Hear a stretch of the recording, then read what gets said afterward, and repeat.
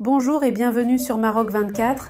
Pour ne rien manquer de nos prochaines vidéos, faites en sorte de vous abonner et d'activer la fonction de notification. Aujourd'hui, le vendredi 10 novembre 2023, nous abordons les révélations du journal allemand Die Welt relatives aux stratégies de Téhéran en Afrique du Nord, soutenant armement en main le front séparatiste du Polisario par l'entremise de son ambassade algérienne. Ces divulgations confirment l'existence d'un plan iranien de déstabilisation de l'Afrique du Nord concerté avec l'Algérie. Restez avec nous pour plus de détails dans cette revue de presse tirée du site d'information l'observateur.info.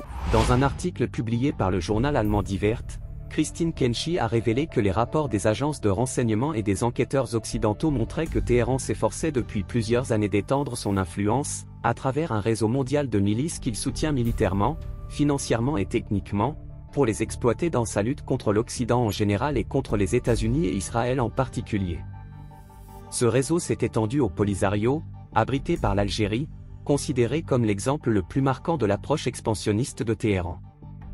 On comprend pourquoi ce groupe armé s'est retiré du cessez-le-feu parrainé par l'ONU en 1991, pour reprendre les combats contre le Royaume en 2020.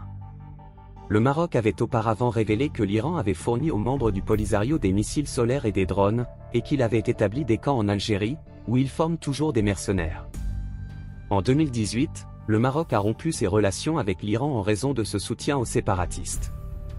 Le ministre des Affaires étrangères, Nasser Bourita, avait alors déclaré que le Hezbollah avait envoyé des représentants militaires au front Polisario, lui avait fourni des armes et l'avait entraîné à la guerre urbaine. Les dirigeants du front séparatiste du Polisario et du Hezbollah ont nié ces accusations, tandis que les autorités marocaines ont confirmé qu'elles étaient en possession d'un important dossier, comprenant des rapports détaillés et des images satellites des réunions entre les représentants du Hezbollah et du Polisario en Algérie. Le Maroc avait précisé que l'Iran avait également contribué à l'organisation de rencontres entre le Polisario et le Hezbollah à travers son ambassade en Algérie. La confirmation allait venir des séparatistes eux-mêmes, puisqu'un de leurs représentants a déclaré l'année dernière que l'Iran leur fournissait via la médiation algérienne, des drones kamikazes, qu'ils pourraient utiliser contre le Maroc. Les nouveaux rapports des services de renseignement confirment l'authenticité des rapports marocains. Le journal allemand Die Welt a obtenu des enregistrements et des transcriptions de conversations téléphoniques entre des représentants du Polisario et un agent qui se dit un contact du Hezbollah de Côte d'Ivoire, nommé Mustafa Mohamed Al-Amin Al-Kitab, qui est l'officier de liaison du Polisario en Syrie et responsable du Moyen-Orient. Le Polisario a pris de l'importance pour Téhéran depuis la signature des accords d'Abraham.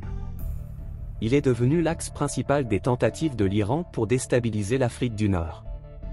Au début de l'année, Die Welt révélait l'existence d'un réseau de transfert de fonds opérant depuis l'Espagne et les camps de Tindouf en Algérie, et entretenant des contacts étroits avec le Polisario, l'Iran, le Liban et le Hezbollah. Le journal allemand a ajouté également que l'Iran dissimule son aide financière au Hezbollah et au Hamas, et peut-être aussi aux milices du Polisario, via des flux de trésorerie presque impossibles à retracer. Pour rester informé, je vous invite à regarder les vidéos Maroc 24 qui s'affichent sur votre écran.